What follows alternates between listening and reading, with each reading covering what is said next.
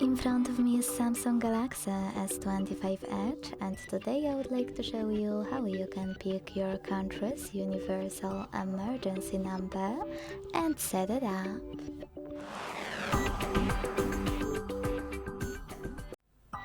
Begin by opening Devices Settings.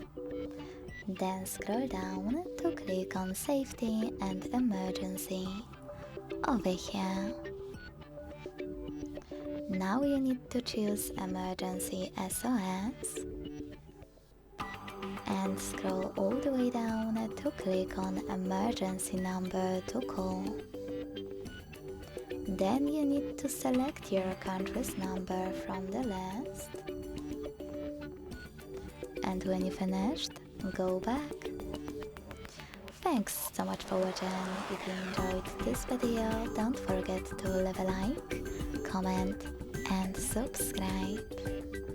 Bye!